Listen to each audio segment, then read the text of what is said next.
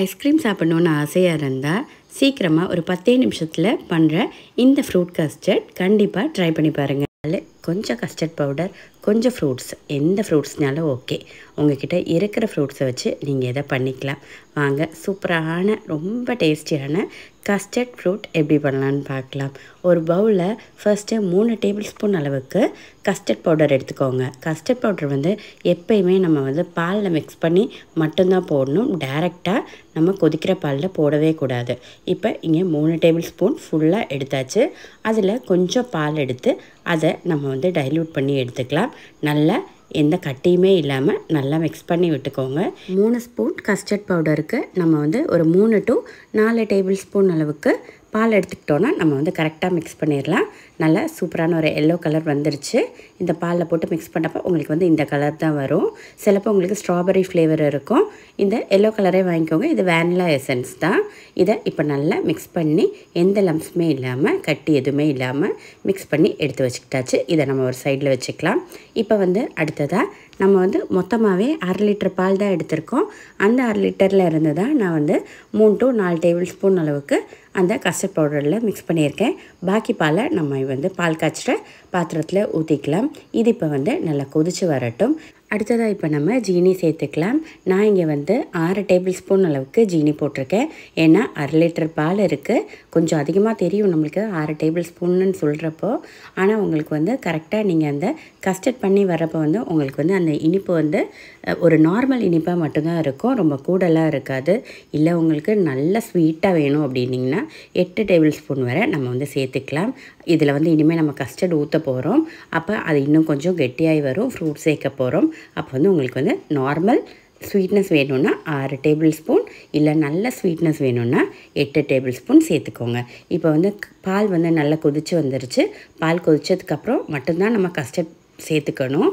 இப்போ கொஞ்சம் கொஞ்சமாக மிக்ஸ் பண்ணிக்கலாம். கைவிடாமல் நம்ம கிண்டிக்கிட்டே தான் இருக்கணும். ஏன்னா இல்லாட்டி உங்களுக்கு அங்கங்கே அப்படி உருண்டையாக அப்படி வர ஆரம்பிச்சிரும். அதனால் கொஞ்சம் கொஞ்சமாக இந்த அளவுக்கு கஸ்டர்டை ஒரு 2 or 3 தடவையாக நீங்கள் சேர்த்துக்கோங்க. இந்த மாதிரி மிக்ஸ் பண்ணிகிட்டே இருங்க. டக்குன்னு உங்களுக்கு சீக்கிரமாக இந்த மாதிரி கெட்டியாகி வந்துடும். ரொம்ப நேரம்லாம் எடுக்கவே எடுக்காது. ஆனால் 3 டேபிள் ஸ்பூன் கட்டாயம் போடணும் கஸ்டர்ட் பவுடர். 2 டேபிள் ஸ்பூன் போட்டிங்கன்னா உங்களுக்கு நல்லா கெட்டியாக வராது, கொஞ்சம் லூஸாக வரும். இந்த கன்சிஸ்டன்சியில் இருந்தால் தான் நம்மளுக்கு ஃப்ரீஸ் பண்ணிட்டுலாம் எடுத்து சாப்பிட்றப்போ சூப்பராக இருக்கும். ஒன்ஸ் இது திக்காய் வந்துருச்சுன்னா அதுக்கப்புறமேட்டு ரொம்ப நேரம் நம்ம அடுப்பை ஆன் பண்ணி வச்சு கிண்டிக்கிட்டே இருக்கிற வேண்டிய அவசியம் கிடையாது. நம்ம அப்போயே டைட்டான உடனே நம்ம ஆஃப் பண்ணிடலாம். ரொம்ப டைட்டாகி இருக வேணாம். இது லூஸாக தான் நம்ம எடுத்து சாப்பிட போகிறோம். அதனால் இந்த மாதிரி இருந்தால் போதும். உடனே அப்போயே நம்ம எந்த பாத்திரத்தில் நம்ம இதை மிக்ஸ் பண்ண போகிறோமோ, சர்வ் பண்ண போகிறோமோ அந்த பாத்திரத்துக்கு மாற்றிக்கோங்க. சூடோடையே நம்ம எடுத்து இதில் ஊற்றுறோம். அதனால் கொஞ்சம் நல்லா கெட்டியான பாத்திரமாக எடுத்துக்க பாருங்கள். இல்லை ஸ்டீல் பவுலில் வச்சாலுமே ஓகே, ஒன்றும் பிரச்சனை இல்லை. இப்போ இது இடையில ஒரு 2-3 தடவை மிக்ஸ் பண்ணி விட்டுக்கோங்க. அது சீக்கிரமாகவே ஆறி வந்துடும். நல்லா ஆறி வந்ததுக்கப்புறமேட்டு மட்டும்தான் நம்ம ஃப்ரூட்ஸை சேர்க்கணும். சூடோடு சேர்த்துற வேணாம். ஃபர்ஸ்ட்டு கொஞ்சம் மாதுளம்பழம் சேர்த்துக்கலாம். அப்புறம் கொஞ்சம் ஆப்பிள், அப்புறமேட்டு கொஞ்சம் கிரேப்ஸு. இப்போ நான் இந்த 3 ஃப்ரூட் மட்டும்தான் சேர்த்துருக்கேன். நீங்கள் ஒரு ஃப்ரூட் கூட ஏதாச்சும் ஒன்று மட்டுமே கூட நீங்கள் சேர்த்துக்கலாம். ஒன்றும் பிரச்சனையே இல்லை, சூப்பராக இருக்கும். ஆனால் நம்ம எந்த அளவுக்கு ஃப்ரூட்ஸ் ஆட் பண்ணுறோமோ அந்த அளவுக்கு டேஸ்ட் செமையாக இருக்கும். அதே மாதிரியே நீங்கள் லைட்டாக சில் பண்ணிவிட்டு இதை சாப்பிடுங்க. ஃப்ரீசரில் வைக்க வேண்டாம். நார்மல் நம்ம ஃப்ரிட்ஜில் வச்சா போதும். நல்லா சில் பண்ணிவிட்டு சாப்பிடணுன்னா நீங்கள் ஒரு 15 to 20 நிமிஷம் வரை ஃப்ரீசரில் வச்சு எடுத்திங்கன்னா நல்லா உங்களுக்கு ஐஸ்கிரீம் மாதிரி இருக்கும் எடுத்து சாப்பிட்றதுக்கு. இல்லை நார்மல் கூலிங் போதும்னா சாதாரணமாக நம்ம ஃப்ரிட்ஜ்லேயே வச்சுக்கோங்க.